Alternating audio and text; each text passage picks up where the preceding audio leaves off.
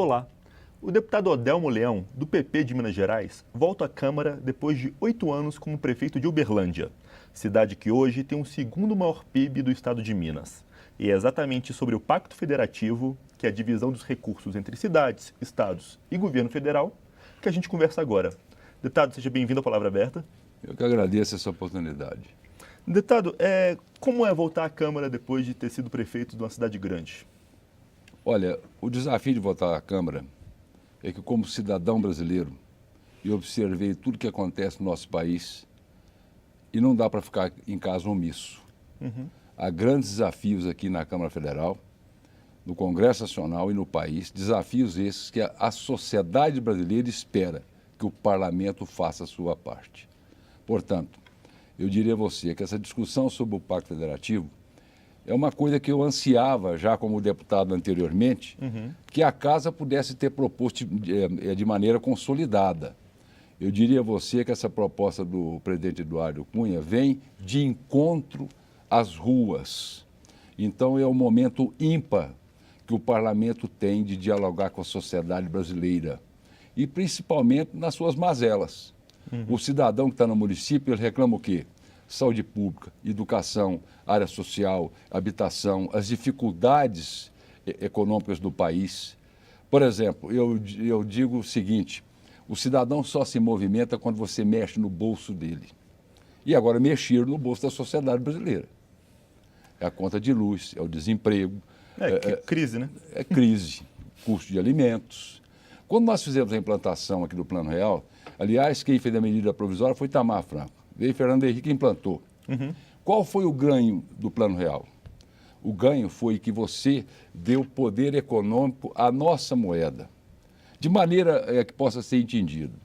O trabalhador ia no mercado com R$20, comprar 10 quilos de arroz, 5 quilos de feijão, 5 quilos de carne, macarrão, café, açúcar, óleo, e ia para casa. Ele compra o que hoje com 20?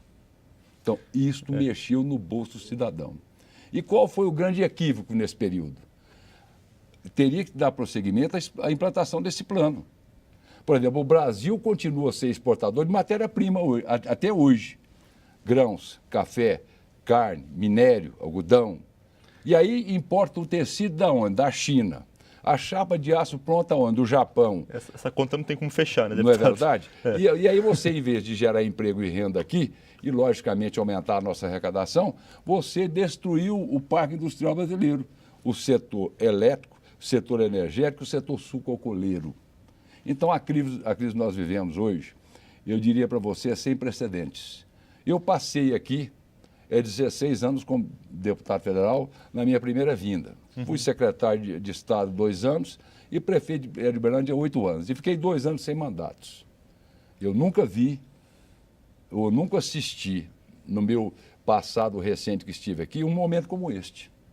Então, eu acho que o parlamento tem que dar a sua resposta à sociedade brasileira. Agora, neste momento que se fala em reforma fiscal, tributária, eu acho que falta ao governo federal um item. Ele vai fazer o dever de casa? Como você sinaliza ao cidadão que ele vai aumentar imposto, vai aumentar o seu sacrifício, sendo que o próprio governo não corta na sua carne? Quem é que pode admitir um governo com 39 ministérios? Quem é que pode admitir um governo com a máquina inchada e propondo imposto para o cidadão? Então, na opinião do senhor, tem que dar o exemplo. Mas é lógico.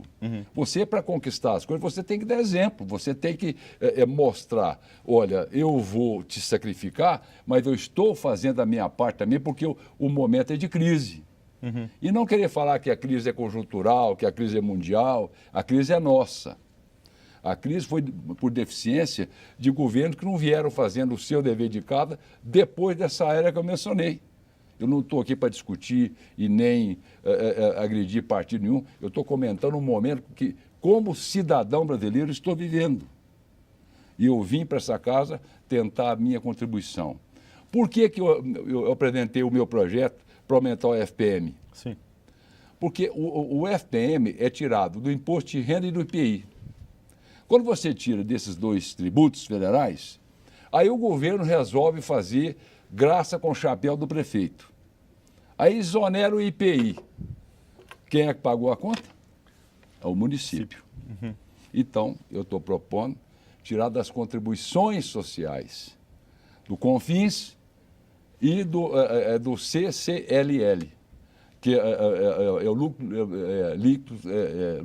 líquidos. Então, e isto aí são tributos sociais que representam 70% da arrecadação. Está ali. Então, retirar desse tributo, durante 4 anos, 5%. Ao final dos 4 anos, vai se propor uma conta em torno de 20% ao final de 4 anos. Isso vai representar 60 bilhões de transferências aos municípios no FPM para saúde e área social. Essa era a próxima pergunta. Com essas desonerações que o governo federal promoveu, como o senhor falou, com o chapéu alheio, quais as áreas que ficam mais prejudicadas nas cidades? Como prefeito, o senhor sentiu isso na prática? Todas. Mas eu vou citar, por exemplo, especificamente. A Constituição determina que eu gastasse como prefeito 15% em saúde pública. Cheguei a gastar 30%. Tem que sair de algum lugar, né? Não é isso? Por exemplo, assim, eu como prefeito, eu fui obrigado a pôr de recurso próprio em hospitais particulares, em leitos e UTI, uma conta acima de 130 milhões de reais. Inclusive, eu entrei com ação contra o Estado e a União, que inclusive está engavetada, que na primeira instância me deram favorável, tanto a Justiça Federal como o Ministério Público. Então, você está pegando o dado de uma cidade como Uberlândia. Sim. Uma cidade que sobrevive através do seu ICMS, da sua renda própria. Agora, milhares de municípios brasileiros sobrevivem do FPM. Pois é. Fica difícil, então, investir em creche, em educação inicial, que seria do município, desse jeito, né? Desculpa. Assim. E todas as vezes que você dá para o prefeito uma creche, um posto de saúde, você deu uma obra física. E como é que vai ser a sustentação dessa obra? Claro, esquece disso, né? Entendeu? Então, talvez construir é fácil. Você fala assim, eu vou dar um SAMU. SAMU é um veículo que tem que ter um funcionamento de 4 turnos. Médico, enfermeira, motorista, assistente. Quem é que custeia isso? Então, eu acho que está na hora de nós darmos uma parada e realmente fazermos políticas que possam resolver a situação do povo que está lá no município, que é lá no município que está o problema. Então, eu venho como deputado federal ajudar a construir um novo momento nesse país nosso. E aquilo que eu puder contribuir, vou contribuir. E, deputado, na sua opinião, então, os serviços tão ruins, então, transporte, imagino que também entre aí, a população, então, talvez tenha razão para ir para as ruas, né? É lógico, é lógico. E principalmente que dessa vez, agora ela foi afetada diretamente. Olha o quanto subiu a conta de energia elétrica. A questão do combustível, a questão do desemprego, olha o problema sério. Essa questão do desemprego, que a cada dia se acelera mais, nós não podemos esquecer que aquele que está sendo desempregado tem uma prestação da casa própria para pagar. Claro. E como que ele vai pagar essa prestação se no fim do mês ele não tem emprego? E aquele que adquiriu com muita justiça o seu veículo de transporte, às vezes até para o trabalho, se ele está desempregado, como é que ele vai pegar, como é que ele paga essa prestação? Olha as bolhas, tanto imobiliária como automobilística. Por isso que eu acho que o momento do nosso país, eu volto a insistir, eu não quero ser pessimista, não. Mas eu acho que o momento do nosso país é um momento muito sério e que exige de nós, deputados federais, Congresso Nacional, uma postura muito firme. Porque não adianta o Executivo vir querer transferir a questão para o Legislativo, não. Quem executa é o Executivo. É ele que executa. Nós somos legislativo. Qual é o papel nosso? Legislar e fiscalizar. Então, eu acho que nós fizemos uma conversa aqui antes. Você me perguntou, é melhor ser prefeito ou melhor ser deputado? Eu, como executivo, eu executo. Eu tenho a oportunidade de realizar. E disse, inclusive, que às vezes a decisão é solitária. Então, a decisão é do governante. Para o bem e para o mal. Né? O bem ou para o mal. A decisão é dele. Então, portanto, com muita humildade, eu retorno à nossa casa, venho aqui. A vida que me ensina, cada dia eu aprendo uma lição na vida. Tentar dar a minha contribuição como brasileiro para esse momento difícil do nosso país.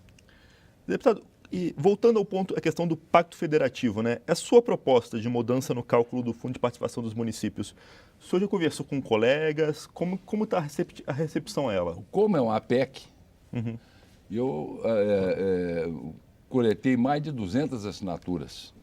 Mais do que precisava. Eu precisava de 171. Agora, vai dar polêmica? Vai. Por quê? Porque o Executivo não vai querer ceder. Aí a questão do Pacto Federativo. O Executivo, a União, tem que entender que ela tem largado o papel de concentradora. Ela arrecada e concentra aqui. Aí depois vem um prefeito com o chapéu na mão e com o piso na mão pedindo favor. Ora, se o problema está no município, vamos deixar o recurso para a saúde, para a educação, para as áreas sociais no município. Por que arrecada lá, traz para cá, depois divide do jeitinho que eu quero dividir? Não. Vamos fazer uma coisa, o Brasil precisa de uma coisa diferente. O Brasil precisa modernizar, inclusive, principalmente a administração pública e naquilo que se diz com relação à relação União, Estado e município. Felizmente, nosso tempo já foi, deputado. Obrigado, deputado Delmo Leão, do PP de Minas Gerais, pela sua presença aqui no Palavra Aberta. Eu que agradeço e sempre for possível estarei aqui. Já está convidado a voltar, inclusive, deputado. Obrigado. Eu sou Juliano Pires e este é o Palavra Aberta, um programa da rádio e da TV Câmara. Você pode conferir esta e outras edições do programa no site câmara.leg.br/Palavra Aberta. A gente fica por aqui. Até mais.